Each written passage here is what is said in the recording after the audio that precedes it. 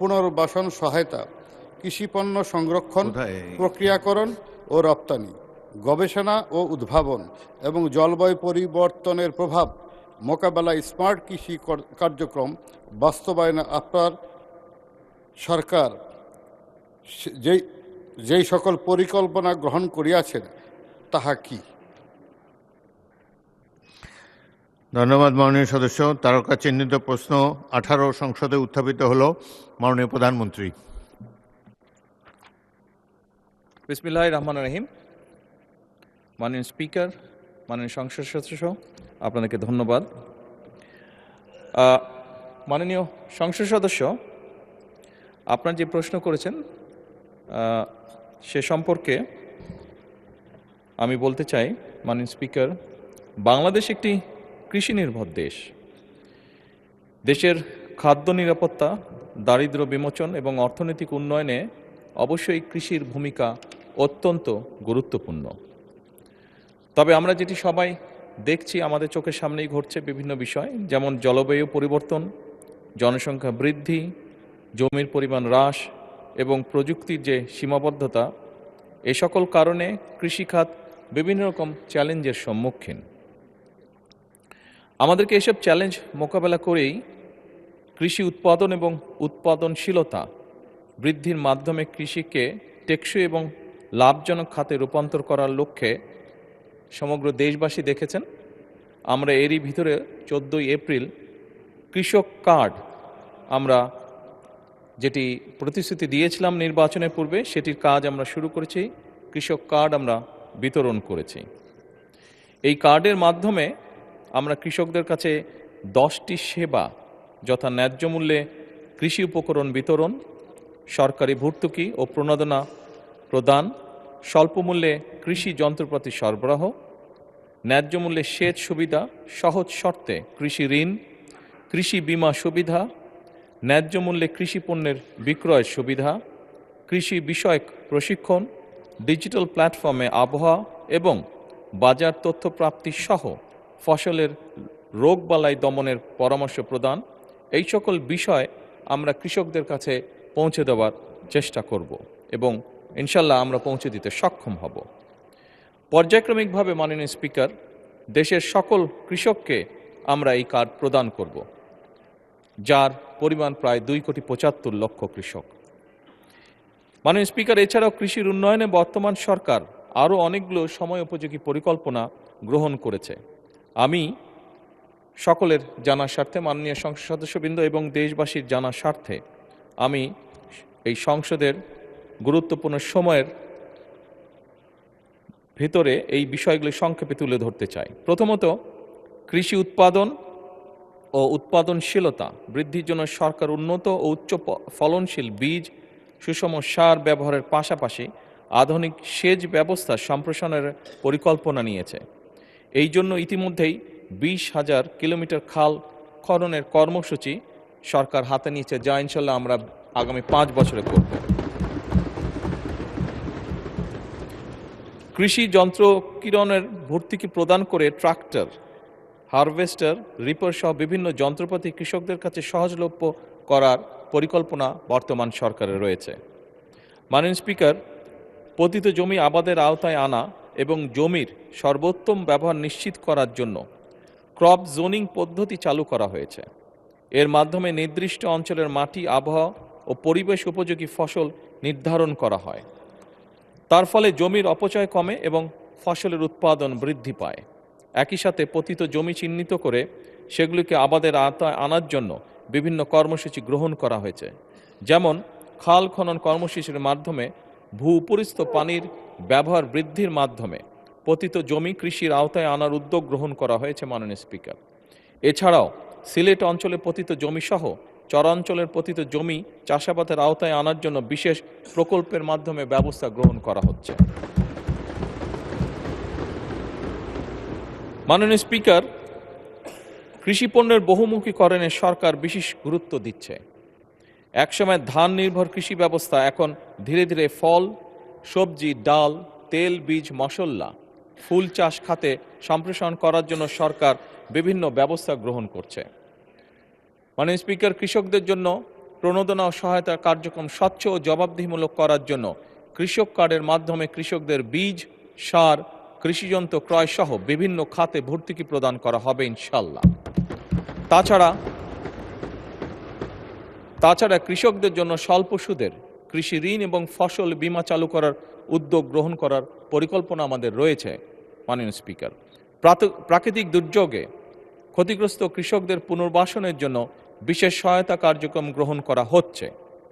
দেশের ভূমিহীন, প্রান্তিক ও ক্ষুদ্র চাষিদের কল্যাণের প্রতি অর্থ বছর কৃষি মন্ত্রণালয়ের বাজেটের কৃষি পুনর্বাসন সহায়তা খাতে অর্থ বরাদ্দ প্রদান করা হয়। চলতি 2025-2026 অর্থ বছরে কৃষি পুনর্বাসন সহায়তা খাতে 700 কোটি টাকা বরাদ্দ রয়েছে। মাননীয় স্পিকার, উক্ত বরাদ্দ হতে ক্ষুদ্র প্রান্তিক কৃষকদের বিনামূল্যে বীজ, সার ও অন্যান্য কৃষি উপকরণ বিতরণ বাবদ 401 কোটি 60 লক্ষ টাকা ছাড় করা হয়েছে। এর মধ্যে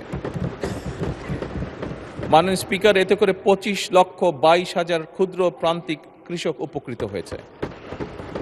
মাননীয় স্পিকার, কৃষিপণ্য সংরক্ষণের লক্ষ্যে আধুনিক কোল্ড স্টোরেজ ও গুদাম নির্মাণ করা হচ্ছে। এছাড়া ফল ও সবজি সংরক্ষণের জন্য মিনি কোল্ড স্টোরেজ স্থাপন এবং পেঁয়াজ সংরক্ষণের জন্য এয়ার ফ্লো মেশিন বিতরণের উদ্যোগ গ্রহণ করা হয়েছে প্রায় 7,000। কৃষিপণ্যের রফতানির লক্ষ্যে উত্তরাঞ্চলে কৃষিপণ্য রফতানি অঞ্চল প্রতিষ্ঠা এবং ক্রয় কেন্দ্র স্থাপনের পরিকল্পনা বর্তমান সরকার নিয়েছে। মাননীয় স্পিকার, কৃষি গবেষণা উদ্ভাবনে সরকার ব্যাপক গুরুত্ব দিচ্ছে। বিভিন্ন গবেষণা প্রতিষ্ঠান যেমন বাংলাদেশ কৃষি গবেষণা ইনস্টিটিউট বারি, বাংলাদেশ ধান গবেষণা ইনস্টিটিউট ব্রি, বাংলাদেশ পরমাণু কৃষি গবেষণা ইনস্টিটিউট বিনা, এই সকলের মাধ্যমে অধিক ফলনশীল, রোগ প্রতিরোধী এবং স্বল্পমেয়াদী নতুন জাতের ফসল উদ্ভাবনের উদ্যোগও সরকার গ্রহণ করছে। মাননীয় স্পিকার, বিশেষ করে জলবায়ু সহনশীল ফসল উদ্ভাবনে জোর দেওয়া হচ্ছে, যাতে করে পরিবর্তিত পরিবেশেও কৃষি উৎপাদন বজায় থাকে। মাননীয় স্পিকার, জলবায়ু পরিবর্তনের প্রভাব মোকাবেলায় ক্লাইমেট স্মার্ট কৃষি বাস্তবায়ন করার পরিকল্পনা রয়েছে বর্তমান সরকারের। লবণাক্ততা, খরা ও বন্যা সহ সহনশীল ফসল চাষ, পানি ব্যবস্থার উন্নয়ন এবং টেকসই কৃষি প্রযুক্তি ব্যবহারের মাধ্যমে কৃষিকে পরিবেশ বান্ধব করা, কম সেচ, কম রাসায়নিক সার ও কম কীটনাশক প্রয়োগের মাধ্যমে ফসল উৎপাদন, প্রিপেইড মিটার স্থাপন এবং সেচের অল্টারনেট ওয়েটিং অ্যান্ড ড্রাইং পদ্ধতির মাধ্যমে খরাপ্রবণ অঞ্চলে ভূগর্ভস্থ পানির ব্যবহার কমিয়ে পরিবেশের ভারসাম্য রক্ষা, মোবাইল অ্যাপ যেমন খামারি অ্যাপস ব্যবহার করে স্থানভিত্তিক উপযুক্ত ফসল চাষ করে সেচ, সারসহ অন্যান্য উপকরণের সর্বোত্তম ব্যবহার, প্রিসিশন এগ্রিকালচার ইত্যাদির জন্য উদ্যোগ গ্রহণ করা হচ্ছে। মাননীয় স্পিকার, ধন্যবাদ। মাননীয় সদস্য জনাব রবিউল আউয়াল একটি সম্পূরক প্রশ্ন করতে পারেন। বিসমিল্লাহির রহমানির রহিম। মাননীয় স্পিকার, আপনাকে ধন্যবাদ। আমি আপনাকে ধন্যবাদ জানাচ্ছি এবং মাটির উর্বরতার ক্ষেত্রে কোনো সয়েল টেস্টের মাধ্যমে যদি কিছু করা যায় সেই ক্ষেত্রে কোনো ভূমিকা আছে কিনা, ধন্যবাদ আপনাকে। মাননীয় প্রধানমন্ত্রী। মাননীয় সংসদ সদস্য, আপনার সম্পর্ক প্রশ্নের জন্য ধন্যবাদ। মাটির উর্বরতা বৃদ্ধির একটি পরিকল্পনা সরকার গ্রহণ করছে।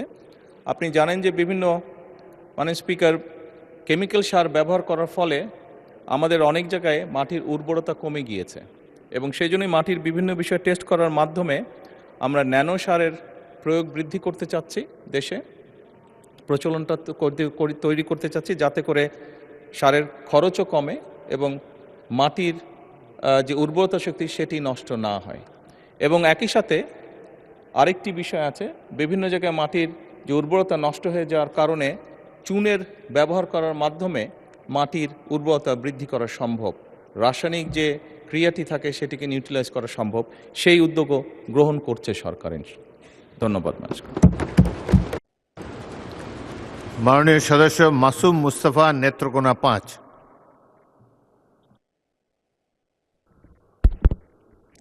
মাননীয় স্পিকার, আপনাকে ধন্যবাদ। আমি মাননীয় প্রধানমন্ত্রীর কাছে বিনয়ের সাথে জানতে চাই, কৃষি, কৃষক, কৃষি শ্রমিক। কৃষি বাংলাদেশের মেরুদণ্ড, অর্থনীতির মেরুদণ্ড। কৃষকের জন্য মাননীয় প্রধানমন্ত্রী ইতিমধ্যে কৃষক কার্ড চালু করেছেন, এজন্য ধন্যবাদ জানাই। কৃষি শ্রমিকদের জন্য, তাদের অর্থনৈতিক সমৃদ্ধির জন্য, তাদের ভাগ্য উন্নয়নের জন্য বিশেষ কোনো পরিকল্পনা নেবেন কিনা? ধন্যবাদ মাননীয় স্পিকার আপনাকে। মাননীয় প্রধানমন্ত্রী। মাননীয় সংসদ সদস্য, আপনাকে ধন্যবাদ। কৃষি শ্রমিক যারা আছেন, আমি বলেছি আমার মূল বক্তব্য উপস্থাপনের সময় আমি বলেছি যে প্রান্তিক কৃষক যারা আছেন তাদেরকে আমরা এই কৃষক কার্ড সহায়তার মধ্যে নিয়ে এসেছি, এবং প্রান্তিক কৃষক বা একদম ক্ষুদ্র কৃষক যারা আছেন তাদেরকে সহায়তা যেটা আমরা দিচ্ছি সেইটার ভেতর দিয়েই আমরা কৃষি শ্রমিক যারা আছে তাদেরকে আমরা সহায়তা পৌঁছে দিতে চেষ্টা করব। তাদেরকে যেই কৃষক কার্ডের মাধ্যমে আমরা যেই অর্থনৈতিক সহযোগিতা করছি সেখান থেকেই একদম শ্রমিক যারা আছেন তারাও সেই সহযোগিতার অংশীদার হবেন। ধন্যবাদ। পরবর্তী প্রশ্ন, তারকা চিহ্নিত প্রশ্ন 19, কুমিল্লা 9 থেকে নির্বাচিত সংসদ সদস্য মোহাম্মদ আবুল কালাম। আপনি প্রশ্নটি উত্থাপন করুন। বিসমিল্লাহির রহমানির রহিম। মাননীয় স্পিকার, আপনাকে ধন্যবাদ।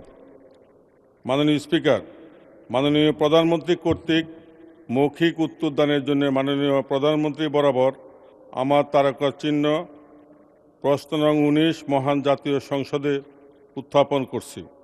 মাননীয় প্রধানমন্ত্রী অনুগ্রহ করিয়া বলিবেন কি, ক, একটি উন্নত সমৃদ্ধ মর্যাদাশীল বাংলাদেশ গড়িয়া তুলিতে বর্তমান সরকারের কোনো উদ্যোগ গ্রহণ করিয়াছে কিনা, এবং খ, ক প্রশ্নের উত্তর যদি হ্যাঁ সূচক হয় তাহা কি? মাননীয় স্পিকার, আপনাকে ধন্যবাদ। মাননীয় প্রধানমন্ত্রী।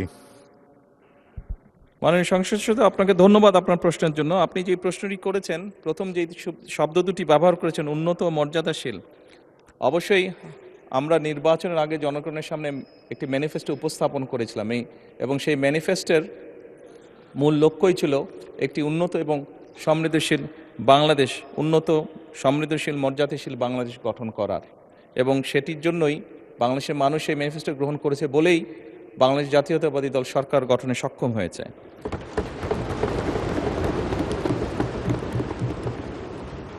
মাননীয় স্পিকার, উন্নত সমৃদ্ধ এবং মর্যাদাশীল বাংলাদেশ গঠনের লক্ষ্যে বিএনপির যে নির্বাচনী ইশতেহারে গণতন্ত্র, সুশাসন, অর্থনৈতিক উন্নয়ন এবং মানবিক মূল্যবোধের সমন্বিত বাস্তবায়নের উপর গুরুত্ব আরোপ করা হয়েছে।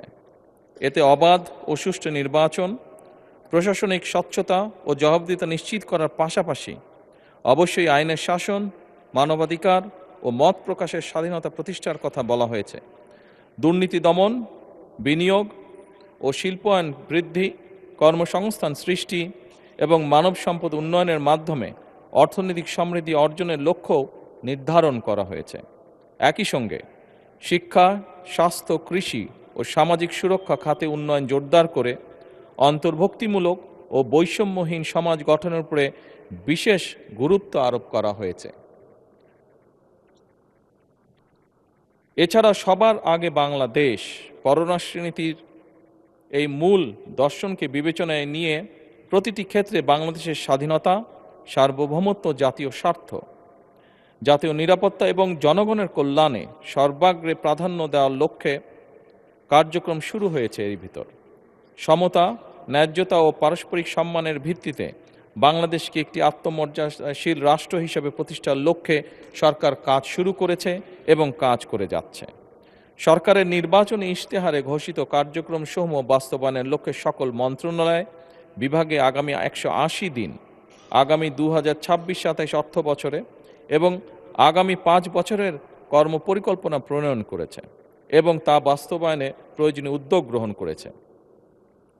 মাননীয় স্পিকার, আগামী 5 বছরে ইনশাল্লাহ 20,000 কিলোমিটার খাল ও নদী খনন এবং পুনর্খননের কার্যক্রম, প্রান্তিক ও নিম্ন আয়ের পরিবারের জন্য ফ্যামিলি কার্ড প্রদান, কৃষি উন্নয়নে কৃষকদের জন্য কৃষক কার্ড, মসজিদ, মন্দির, বৌদ্ধ বিহার, প্যাগোডা ও গির্জা চার্চে কর্মরত ধর্মীয় গুরু ব্যক্তিবর্গের জন্য সম্মানী ও উৎসব ভাতা, ক্রীড়াবিদদের জন্য ক্রীড়া কার্ড ও ভাতা প্রদান, 5 বছরে 25 কোটি বৃক্ষরোপণ কর্মসূচি, 10,000 টাকা পর্যন্ত কৃষি ঋণ সুদ মওকুফ সহ ইত্যাদি। এছাড়াও সারা দেশের শহর ও গ্রাম অঞ্চলে খেলার মাঠ নির্ধারণ ও অবকাঠামো উন্নয়ন, হেলথ কার্ডের মাধ্যমে চিকিৎসা সেবা প্রদান, 5 লক্ষ সরকারি কর্মচারী নিয়োগের পরিকল্পনা এবং এই অর্থবছরে প্রাথমিক বিদ্যালয় ইনশাল্লাহ 2 লক্ষ শিশুদের মাঝে বিনামূল্যে স্কুল ড্রেস, শুধু স্কুল ড্রেসই নয় মাননীয় স্পিকার, স্কুল ড্রেসের পাশাপাশি আমরা বাচ্চাদেরকে বাংলাদেশে তৈরি আমাদের একসময় যে সোনালী আঁশ বলতাম সেই জুট থেকে, পাট থেকে তৈরি আমরা বাচ্চাদেরকে স্কুল ব্যাগ দিব এবং একই সাথে ড্রেসের পাশাপাশি একই সাথে আজকে সকালে মাননীয় স্পিকার একটি পরিকল্পনা গ্রহণ করেছে। আমরা চেষ্টা করছি প্রাইমারি স্কুলের বাচ্চাদেরকে আমরা জুতো সরকার থেকে দেব, জুতাও দেওয়ার চেষ্টা করছি।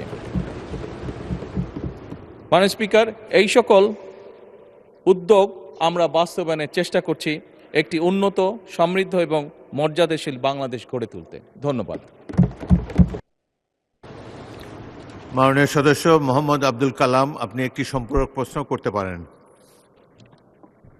মাননীয় স্পিকার, আপনাকে ধন্যবাদ। আমার প্রশ্নের বিস্তারিত উত্তর জানার জন্য আমি মাননীয় প্রধানমন্ত্রীকে প্রতি ধন্যবাদ সহ আন্তরিকভাবে কৃতজ্ঞতা জানাচ্ছি। আমার সম্পূরক প্রশ্নটি হল, মাননীয় প্রধানমন্ত্রীর নিকট প্রাথমিক বিদ্যালয়ের 2 লক্ষ শিশুদের বিনামূল্যে স্কুল ড্রেস কবে থেকে বিতরণ শুরু হবে? ধন্যবাদ। মাননীয় প্রধানমন্ত্রী। মাননীয় স্পিকার এবং মাননীয় সংসদ সহ আপনাদেরকে ধন্যবাদ আমাকে এই উত্তরটি দেবার সুযোগ করে দেওয়ার জন্য। মাননীয় সংসদ সদস্য, আপনি যে প্রশ্ন করেছেন কবে থেকে দেওয়া হবে, ইনশাল্লাহ আমরা চেষ্টা করব এই অর্থ বছর থেকেই এই কাজটি শুরু করার জন্য। ধন্যবাদ। মাননীয় সদস্য মোহাম্মদ আতাউর রহমান, নড়াইল 2।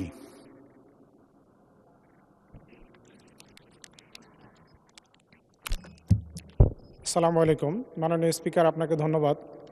আমি মাননীয় প্রধানমন্ত্রীর কাছে সবিনয়ে জানতে চাই যে আমরা যেহেতু উন্নত, সমৃদ্ধ এবং মর্যাদাশীল বাংলাদেশ গড়তে চাচ্ছি, সেহেতু আমরা কৃষি নির্ভর দেশ হওয়ার কারণে আজকে কৃষকের সুযোগ সুবিধা তাদের দোরগোড়ায় পৌঁছে দেওয়া দরকার। কিন্তু আমি ইতিমধ্যে বিগত 2 মাসে সরকারের যে কৃষি প্রণোদনা দেওয়া হয় সেই প্রদান অনুষ্ঠানে আমি 4টা অনুষ্ঠানে থেকেছি। আমি খেয়াল করে দেখেছি যে সেখানে একজন কৃষক এই প্রণোদনা নেয়ার জন্য যখন উপজেলা সদরে আসে তখন তাকে, আমার ক্ষুদ্র একটা জেলা, ছোট জেলা, সেখানে তাকে 22 কিলোমিটার পথ, 25 কিলোমিটার পথ পাড়ি দিয়ে উপজেলা সদরে আসে নেওয়া লাগে। আমি কয়েকজনের কাছে জিজ্ঞাসা করেছি যে আপনার কত টাকা খরচ হয়। তো একজন বললেন যে আমার 400 টাকা বাড়ি থেকে আসা যাওয়ার জন্য খরচ হয়। কিন্তু হিসাব করে দেখা যায় যে গ্রুপ ভিত্তিক যে বীজ প্রদান করা হয় বা সার প্রদান করা হয় তার দাম কোনো সময় 200 বা 300 টাকা। একজন লোক কৃষক ওই গ্রাম থেকে উপজেলা সদরে এসে এই কৃষি প্রণোদনা সংগ্রহ করতে যেয়ে তার যে 400 টাকা খরচ হয় এবং একদিনের শ্রমের মূল্য আরও 700 টাকা তার সারাটা দিন এখানে সংগ্রহ করতে ব্যয় হয়, তাহলে একজন কৃষকের জন্য নিশ্চয়ই এটা কোনো সুবিধার বিষয় নয়।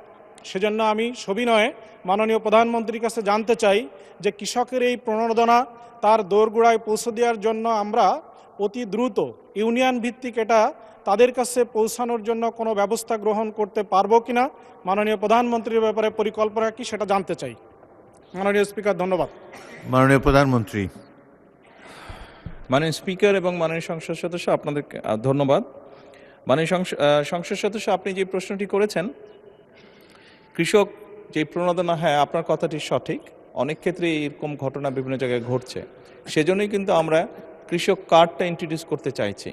তাহলে আর কৃষককে 22 কিলোমিটার পথ পাড়ি দিতে হবে না, সেটি তার কাছে সরাসরি পৌঁছে যাবে কৃষক কার্ডের মাধ্যমে।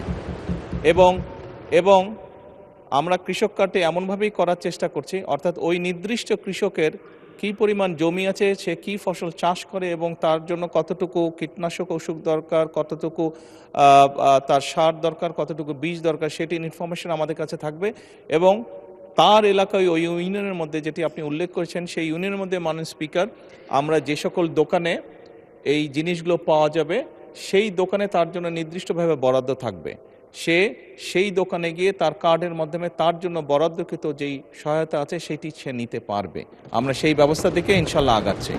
ধন্যবাদ মাননীয় স্পিকার। তারকা চিহ্নিত প্রশ্ন 20 মোহাম্মদ শওকতুল ইসলাম, মৌলভীবাজার 2 উত্থাপন করতে পারেন। মাননীয় স্পিকার, আপনাকে ধন্যবাদ। মাননীয় speaker, I am very sorry, আমার গলার অবস্থা ভালো নয়, তারপরেও আমি বলছি, আমি মহামান্য প্রধানমন্ত্রীকে নিজে এই প্রশ্ন করতে পারায় নিজেকে ধন্য মনে করছি। আমি মোহাম্মদ শওকতুল ইসলাম, 236 মৌলভীবাজার 2। মাননীয় প্রধানমন্ত্রী, অনুগ্রহ করিয়া বলিবেন কি পরিবার ও জনস্বাস্থ্য নিয়ে জনসচেতনতা বৃদ্ধিতে সরকার কি উদ্যোগ গ্রহণ করিয়াছে? ধন্যবাদ মাননীয় স্পিকার। মাননীয় প্রধানমন্ত্রী। মাননীয় সংসদ সদস্য, আপনাকে ধন্যবাদ আপনার প্রশ্নের জন্য। এবং মাননীয় সংসদ সদস্যকে একটি অনুরোধ করতে চাইবো, আপনি আমাকে যখন অ্যাড্রেস করেছেন আপনি মহামান্য শব্দটি মনে হয় ব্যবহার করেছেন। দয়া করে আমাকে এরপরে অ্যাড্রেস করার সময় কখনো এই কথাটি আর বলবেন না।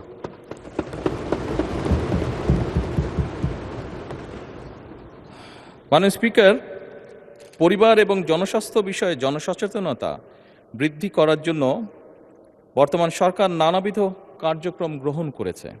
স্বাস্থ্য সেবা, পরিবার পরিকল্পনা সেবা, মা ও শিশু স্বাস্থ্যের উন্নয়ন এবং জনস্বাস্থ্য সুরক্ষায় জনসচেতনতা বৃদ্ধির লক্ষ্যে স্বাস্থ্য ও পরিবার কল্যাণ মন্ত্রণালয় তৃণমূল পর্যায় থেকে জাতীয় পর্যায় পর্যন্ত বিভিন্ন ধরনের সময় উপযোগী জনসচেতনামূলক কার্যক্রম গ্রহণ করে আসছে। এই মন্ত্রণালয়ের অধীনে বিভিন্ন হাসপাতাল, স্বাস্থ্য সেবা কেন্দ্র, ইউনিয়ন স্বাস্থ্য ও পরিবার কল্যাণ কেন্দ্র এবং মা ও শিশু কল্যাণ কেন্দ্র, কমিউনিটি ক্লিনিকের মাধ্যমে সারা দেশে স্বাস্থ্য সেবা, পরিবার পরিকল্পনা সেবা, মা শিশু স্বাস্থ্য সেবা, প্রসব পর্ব সেবা, নিরাপদ প্রাতিষ্ঠানিক প্রসব, প্রসব পরবর্তী সেবা, পুষ্টি সেবা প্রদানসহ নানাবিধ সেবা দিয়ে আসছে। এর বাইরেও স্যাটেলাইট ক্লিনিক পরিচালনা, স্কুল স্বাস্থ্য শিক্ষা কার্যক্রম ও পরিবার সম্মেলন, কাউন্সেলিং, গণমাধ্যমে প্রচারণা সহ বিভিন্ন কর্মসূচির মাধ্যমে কিশোর কিশোরী পরিচর্যা, বাল্য বিবাহ রোধ, 20-এর আগে সন্তান ধারণ না করা, এক সন্তান থেকে পরবর্তী সন্তান ধারণের ভেতর ইন বিটুইন 2 থেকে 3 বছর বিরতি দান, নারীর প্রতি সহিংসতা রোধ সহ বিভিন্ন বিষয়ে জনসচেতনতা সৃষ্টি এবং জনগণকে উদ্বুদ্ধ করা হয়ে থাকে। এছাড়াও সংক্রামক অসংক্রামক রোগ নিয়ন্ত্রণ কর্মসূচি, জনস্বাস্থ্য বিষয়ক শিক্ষা, টেলিমেডিসিন সেবা, স্বাস্থ্য তথ্য বাতায়ন এবং মৌসুমি বিভিন্ন ধরনের রোগ প্রতিরোধের বিভিন্ন কার্যক্রম পরিচালনা করা হয়। মাননীয় স্পিকার, এছাড়াও স্থানীয় সরকার বিভাগের আওতায় জনস্বাস্থ্য প্রকৌশল অধিদপ্তর কর্তৃক স্থাপিত নলকূপসমূহে আর্সেনিকযুক্ত নলকূপে লাল রং এবং অন্যদিকে আর্সেনিক মুক্ত নলকূপে সবুজ রং দ্বারা চিহ্নিত করে তা জনগণকে পান করার সহ সকল কাজে ব্যবহারের জন্য উদ্বুদ্ধ করা হয়। পানি এবং স্যানিটেশন টেকসই ব্যবহার নিশ্চিত ও সচেতনতা সৃষ্টি করার জন্য পৌরসভাসমূহে উন্নয়ন প্রকল্পের মাধ্যমে নিরাপদ পানি সরবরাহ পরিকল্পনা বাস্তবায়ন সহ বিভিন্ন সচেতনতামূলক কার্যক্রম যেমন কর্মশালা, উঠান বৈঠক ইত্যাদি গ্রহণ করা হচ্ছে। প্রতি বছর নিয়মিতভাবে অক্টোবর মাসে জাতীয় স্যানিটেশন মাস উদযাপন, 15ই অক্টোবর বিশ্ব হাত ধোয়া দিবস, 22শে মার্চ বিশ্ব পানি দিবস পালন সহ নানাবিধ সামাজিক সচেতনতামূলক কর্মকাণ্ডের মাধ্যমে স্বাস্থ্যবিধি লালনের জনসাধারণকে উদ্বুদ্ধ করে আসছে। মাননীয় স্পিকার, এটি হবে স্বাস্থ্যবিধি পালনে জনসাধারণকে উদ্বুদ্ধ করে আসছে। এছাড়াও মানব বর্জ্য সংগ্রহ, পরিবহন, পরিশোধন ও পুনর্ব্যবহার এবং কঠিন বর্জ্য উৎসে পৃথকীকরণ, সংগ্রহ, পরিবহন, পরিশোধন ও পুনর্ব্যবহার করা হচ্ছে। পারিবারিক পর্যায়ে স্বাস্থ্যবিধি পালন, স্বাস্থ্যসম্মত ল্যাট্রিনের ব্যবহার এবং নিয়মিত সেফটি ট্যাঙ্ক পরিষ্কারকরণে জনসচেতনতা বৃদ্ধি করা হচ্ছে। মাননীয় স্পিকার,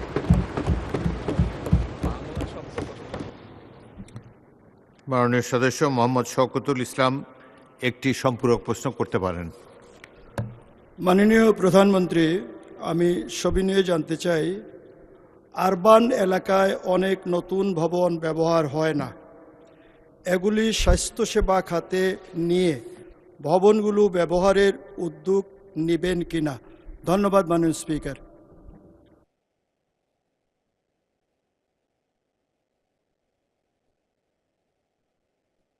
মাননীয় প্রধানমন্ত্রী। মাননীয় সংসদ সদস্য, আপনাকে ধন্যবাদ আপনার প্রশ্নের জন্য। শহর এলাকায় যে আবাসন বিল্ডিংগুলোর কথা আপনি বলেছেন, মাননীয় স্পিকার, এলজিআরডি মন্ত্রণালয়ের অধীনে এইরকম প্রায় 200-র মতন বিল্ডিং ছিল, যেগুলোর কোনো ব্যবহার ছিল না। বিল্ডিংগুলি কোনোটি 5 তলা, কোনোটি 8 তলা, এরকম প্রায় 200টি বিল্ডিং আছে। আমরা বর্তমান সরকার কিছুদিন আগে একটি উদ্যোগ গ্রহণ করেছে, এগুলো আমরা স্বাস্থ্য মন্ত্রণালয়ের কাছে হ্যান্ডওভার করার ব্যবস্থা নিয়েছি। এবং মাননীয় স্পিকার, ইনশাল্লাহ এই মাসের মধ্যে এই প্রায় 200-র মতন বিল্ডিং, 200-র একটু কম হবে মাননীয় স্পিকার, এই বিল্ডিংগুলো আমরা স্বাস্থ্য মন্ত্রণালয়ের কাছে হস্তান্তর হয়ে যাবে, এর মধ্যে প্রসেসটা কমপ্লিট হয়ে যাবে। এবং খুব দ্রুতই আগামী 2 থেকে মাস 2-এর ভিতরে এইগুলো এরকম ছোট ছোট মাতৃসদন ক্লিনিক সহ শিশু এবং নারীদের চিকিৎসার জন্য এই বিল্ডিংগুলোকে উপযোগী করে গড়ে তোলা হবে মাননীয় স্পিকার। ধন্যবাদ। ধন্যবাদ মাননীয় প্রধানমন্ত্রী। মাননীয় সদস্য সালাউদ্দিন, গাজীপুর 4।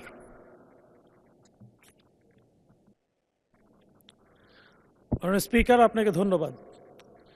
মাননীয় প্রধানমন্ত্রীর কাছে সবিনয় প্রশ্ন, হাম এই মুহূর্তে বাংলাদেশের চিকিৎসা ক্ষেত্রে একটি ক্রুশিয়াল কোশ্চেন। এখন এই মুহূর্তেও আজকে চট্টগ্রামে দেশের একমাত্র সংক্রামক রোগের চিকিৎসা কেন্দ্র, বিশেষায়িত ইনস্টিটিউট, সেটি সহ অধিকাংশ হাম শনাক্তকারী প্রতিষ্ঠান বন্ধ রয়েছে, যে কারণে এই হাম শনাক্ত করতে সকল ইনস্টিটিউটকে এবং চিকিৎসা কেন্দ্রকে ঢাকায় পাবলিক হেলথ কেন্দ্র, ন্যাশনাল পোলিও অ্যান্ড রুবেলা ল্যাবরেটরিতে পাঠাতে হচ্ছে।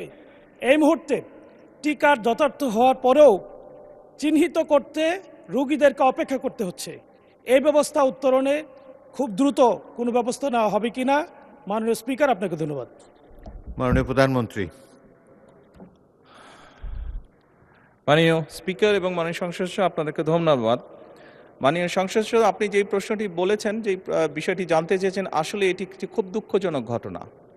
এই সংসদে আজকে আমরা যারা উপস্থিত আছি, আমরা সকল রাজনৈতিক দলগুলো এবং এই সংসদের বাইরেও রাজনৈতিক দল আছে, যারা সকলে মিলে একটি স্বৈরাচারকে এই দেশ থেকে বিতাড়িত করেছে। দুঃখজনক ব্যাপার হলো সেই স্বৈরাচারের সময়, এবং আরও দুঃখজনক ব্যাপার হলো আমরা যেই অন্তর্বর্তীকালীন সরকারকে সমর্থন দিয়েছিলাম দেশে একটি সুষ্ঠু, সুন্দর, নিরপেক্ষ নির্বাচন করার জন্য, দুঃখজনকভাবে সেই অন্তর্বর্তীকালীন সরকারের সময় শিশুদের হামের টিকা গত কয়েক বছর ধরে বিদেশ থেকে আমদানি করা হয়নি। এবং স্বাভাবিকভাবেই যখন এই সমস্যাটি দেখা দেয় খুব দ্রুততার সাথে, এখানে আমাদেরকে বলতেই হবে মাননীয় স্পিকার, ইউনিসেফ আমাদেরকে, বাংলাদেশকে অনেক হেল্প করেছে এই ব্যাপারে। দ্রুত তারা হামের যে ভ্যাকসিনেশন সেটি খুব দ্রুততার সাথে পাঠিয়েছে, যার ফলে আমরা ওষুধগুলো পেয়েছি এবং প্রায় 2 কোটি শিশুকে এই হামের ভ্যাকসিনেশন আমরা দিব। মাননীয় সংসদ সদস্য, আপনি যে প্রশ্নটি করেছেন যে টেস্ট করার যে কিটটি, এটির স্বল্পতা রয়েছে, সঠিক, এটির ব্যাপারেও সরকার কাজ করছে। এর মধ্যে অনেক কিট এসে পৌঁছেছে, খুব সম্ভবত একটি কিট দিয়ে বোধহয় 3টি শিশুকে টেস্ট করা সম্ভব হয়, 3টি টেস্ট করা যায় একটি কিট দিয়ে। কিছু কিট এই মুহূর্তে খুব সম্ভবত ঢাকার কাস্টমসে আছে, এয়ারপোর্টে আছে, সেগুলো আমরা দ্রুত ছাড় করানোর ব্যবস্থা ইনশাল্লাহ করছি। দুঃখজনক, আমরা অনেকগুলো শিশুর প্রাণ ঝরে গিয়েছে, আমাদের মাঝে থেকে চলে গিয়েছে, বাট সামনে আমরা চেষ্টা করছি যাতে আমরা এই পুরো সিচুয়েশনটাকে ম্যানেজ করতে পারি, সেই ব্যবস্থা গ্রহণ করেছে সরকার। ধন্যবাদ মাননীয় স্পিকার। ধন্যবাদ মাননীয় প্রধানমন্ত্রী। মাননীয় সদস্যবৃন্দ, মাননীয় প্রধানমন্ত্রীর জন্য নির্ধারিত প্রশ্ন জিজ্ঞাসা ও উত্তর পর্ব এখানে শেষ হলো।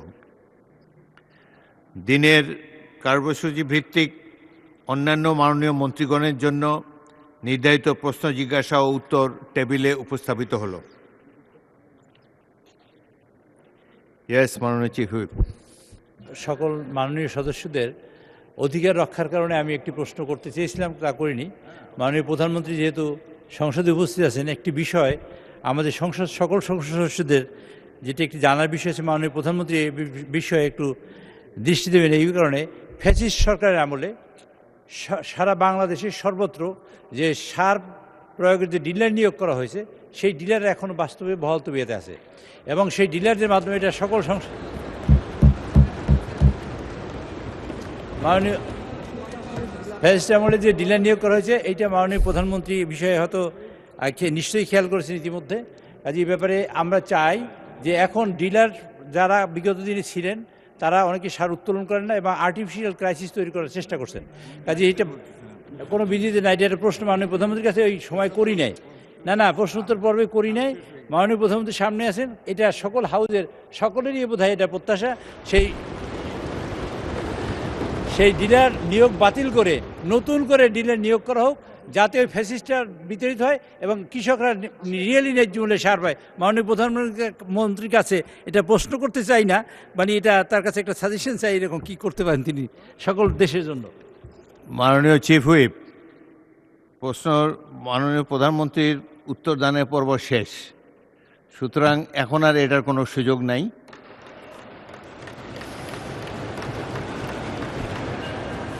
তবে বিষয়টি যেহেতু গুরুত্বপূর্ণ, পরবর্তীকালে এ ব্যাপারে আপনি কি উত্তর দিতে চান? তবে এটা আজকের এর মধ্যে আসবে না, প্রশ্নোত্তরের মধ্যে আসবে না। তবুও সংসদ নেতা হিসাবে আপনি একটা বক্তব্য রাখতে পারেন। আমি সংসদ নেতা হিসাবে এটি সংক্ষেপে বলতে চাই। সংসদ নেতা হিসাবে বিধির বাইরে, এটা আমি সংসদ নেতা হিসাবে এটার উত্তর দিতে চাইছি। মাননীয় চিফ হুইপ যেটি বলেছেন, উনি যখন ওনার বক্তব্যটি উপস্থাপন করেন, আমি খেয়াল করেছি মোটামুটি পুরা সংসদ বিষয়টিকে ওয়েলকাম করেছেন। এ ব্যাপারে যদি পুরা সংসদের সম্মতি থাকে, নিশ্চয়ই সরকার দ্রুতই ব্যবস্থা গ্রহণ করবে। ধন্যবাদ মাননীয় স্পিকার। ধন্যবাদ মাননীয় প্রধানমন্ত্রী।